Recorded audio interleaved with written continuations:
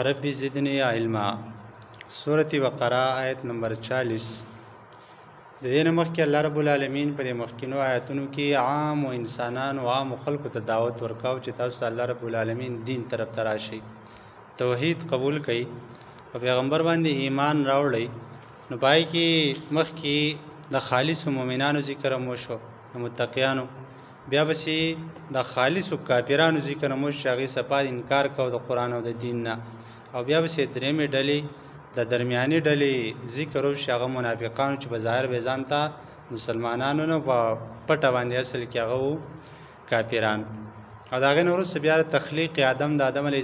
السلام د پیدایش هغه مقصد بیان شو چې هغه ولې الله رب العالمین پیدا کړی و. نو د دې لپاره پیدا کړی چې دا په دې ځمکه کې به زما خلیفه زما چې کوم قوانین دي نو هغه په دې ځمکه کې نافظه او د هغې د دعوت او د تبلیغ او د هغې د نفاذ کار به کوي، هغه به نافظوي په دې دنیا کې چې په قرآن کې کومه قوانین هغه به نافظوي.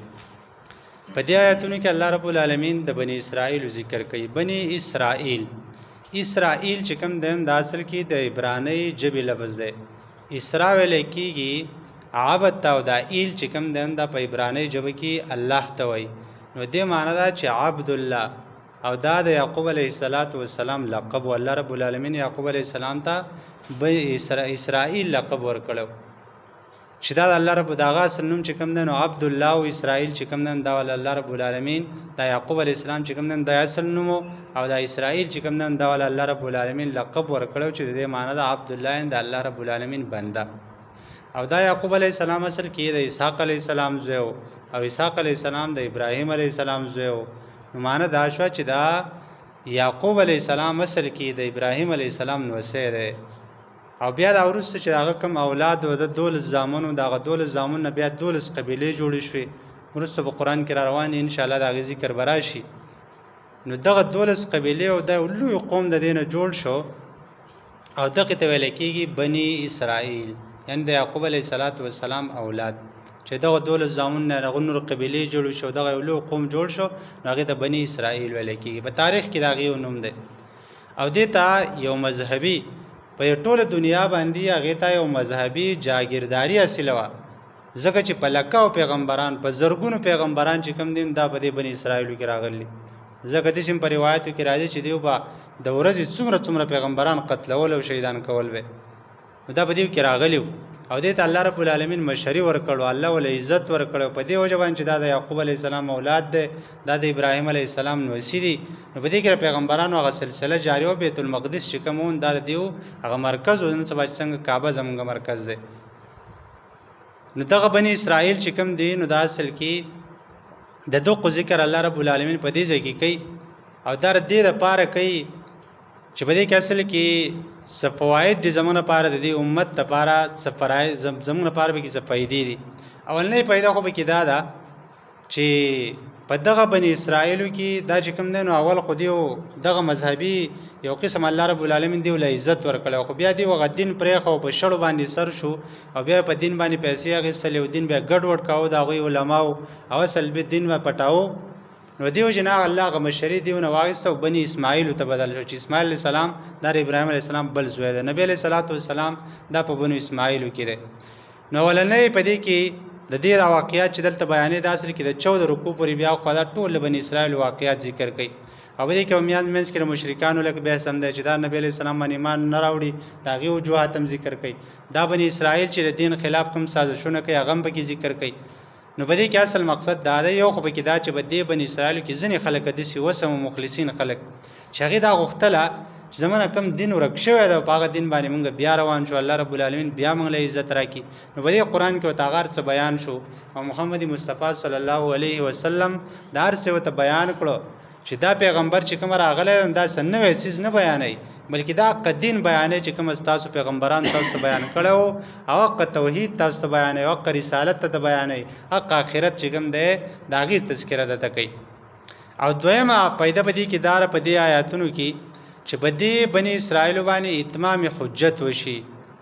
اتمام حجت معنی دا چې دیو داسې ونه وایي چې یاره موږ ته په آخر کې څوک پیغمبر نه ورغلی او موږ ته هغه اصل دین نه راښودلی. نو نبی علیه السلام باندې الله رب العالمین د بني اسرائیلو هغه ټول حقایق ورته بیان کړو. چې دیو ته پیغمبران راغلی او خو دیو په ناحق باندې قتل کړیو دې هغه خبره نه ومنل او لہذا وز دا پیغمبر چې راغله بنی اسرائیل او تاسو غواړي چې منګه واقع په صحیح دین باندې او موږ ته هغه مذهبي جاگیرداری بیا حاصل شي نو په دې پیغمبر باندې ایمان راوړي. او بل خبره به کې دا و چې بده کې د مشرکین او تاسل کې الله رب العالمین دا خودله ځکه چې دا وته خودله چې دا بنی اسرائیل چې کوم دي دا يهود او نصارا په هغه وخت کې بیاو نو دا يهود او نصارا او چون کې دغه بنی اسرائیل کې نو دې ته مذهبي جاگیرداری حاصله و نو دی يهود چې کوم د مشرکین چې کوم د عرب وو نو دیو په مذهبي کارون کې ټول دی يهود او دغه عیسایان ته رجوع کوله چې بد دیني خلک هم دقه دي تر دې پورې چې نبی له صلوات و سلام کله الله پیغمبر جوړ کړ دی ولاړ دغه عیسایانو او د يهودونو ته پوسو کو چې د څه سړی راغله او موږ ته د خبره کې حساب دې باره کې څه خیال لې نو هغه ته دروغ وای چې ما دا خو پیغمبر نه دی هغه نخې به کې نشته او دا چل هغه چل هغه ته پته و چې زمونږه تعویز ګنډې به ختميږي زمونږه مذهبي جاگیرداری بیا ختميږي خو ته پته و چې دا پاک پیغمبر دی خدای و تر قصد ویل ځکه ډېر پر ډېر شه دلایل دي چې د صفیه رضی الله تعالی عنها د نبی له صلوات و سلام بیبی ده ام المؤمنین زمونږ مور بیبی ده هغه وای چې زه من کله په مدینه کې و دا خو بیا ورستنې کې سره غوښ دی مثال له نو زماره پلار او تر چې کوم دین د اصل کې يهودو وای دی لاړ نبی له سلام چې کله مدینه ته لاړ دی وای چې زو د نبی له سلام وینو چې واقعدا پیغمبر دی او کنه دا بل څوک دی وای چې کله لاړ بیا بیر ترام زدن په کمره کې ناستو ما او زما د ترمي د پلار ته وای چې څنګه چل دا سړی خو تا ولید په حق ده هسي پیغمبر ته تخکاری غنخي بکشته وای د پلار مې وای چې هو حق پیغمبر دی بالکل حق ده ټول هغه نخي بکی موجود دي چې کوم ته په تورات کې هغه بیان شوی نو د ترمي وته وای چې بیا په ایمان ول نه راوړو وای چې نه د اخیره پورې به مخالفت کو ځکه به مخالفت کو چې دا بن اسرائیل کول نه دراغله دیو ته خپته وا بل ځکه ورسته راشي چې دیو دې پیژاند چې کوم خپل بچی چې څومره پیژنې دینم نبی له سلام ډیر پیژاند چې دا پاک پیغمبر دی خو د زد د وجنه نو الله رب العالمین چې دا ایتونه دلته بیانوي نو د مشرکان تم دا خبر ظاهري چې دا يهود چې کوم دي دا چې دا مذهبي جامه جوړ کړل ځان مذهبي خلک تاسو ته خودلې ده دا مذهبي نه دي دا اصل کې بده دین باندې پیسې ګټل غواړي دا په دې دین باندې د دنیا ګټل غواړي اصل دین نه خبر خلک دا نه دي د دې لپاره الله رب العالمین د بنی اسرائیل واقعیات ذکر کوي او بل پیدا به کېدار چې الله رب العالمین د بنی اسرائیل دا اصل حقیقت چې کله بیان کو نو دا غي په خپل همتونه چې کوم دین هغه پس شو ځکه چې دیو کوشش خدا چې د نبی اسلام دا کم دعوت چره دا چې دا کم تبلیغ کوي دا کم دین خلکو ته خي نو دیر لپاره مختلف سازشونه وکول تر دې پورې چې نبی اسلام د قتل سازشونه وکول نو الله رب العالمین د دې حقایق بیان کړو چې وراسي نه چې تاسو دې په دې مذهبیت باندې دوکه شیدا غوړي د دین دشمنان دي او د نبی له صلوات و سلام د دین د جړډي چې کوم دین دا هغه چې کوم دین هغه ډډول غواړي او ختمول غواړي نو چې دیو ته پته ولګي چې د قران خو زموږ هغه حقایق بیان کړو او دې همتونه چې کوم دین هغه پس چوپ دی باندې نو الله رب العالمین ذکر دیو دا هغه اصل حقایق چې کوم دین هغه الله رب العالمین ذکر بیان کړو او بل پکې اصل حقیقت دا هم ده چې الله زموږ دی امت ته داخی چې دی بنی اسرائیل دا ولې الله تبا کړ دا ولې الله ذلیل کړو د دې زلالت وجه سوا دیو 4000 سال څلور زره کاله دیو په ټوله دنیا باندې مذهبیت چې کوم دین راغی نسبت بدی ته کې دیو د دین دا کار کړي څلور زره کاله چې کوم دین په دیو کې انبیا راغلي پیغمبران پکې راغلي د دین دعوت کار دیو کړی دی خو بیا الله ولې ذلیل کړو الله ته ولې شادوغان جوړ کړ الله په ولې دي غټ غټ امتحانات راوستو او بیا په الله رب العالمین دا فرعونیان مسلط کو چې دیو بچی به قتل ولونه به ول ژوندې پر خودلې او دی باندې قسم ناقسم ظلمونه کول دا ولې وجه سوا زکه چې دی خپل اصل کال پر کار پر خو چې الله وتکم کتاب را لګلو تورات پاګه به دی ټوکی شروع کړي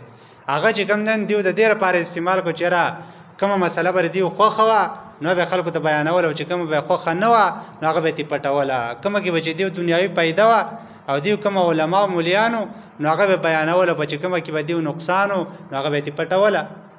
نو لہذا الله زکه ذلیل کړ نو بدی کې موږ تر دې را پاتې نه کې سبق ده چې د محمد صلی الله علیه وسلم امته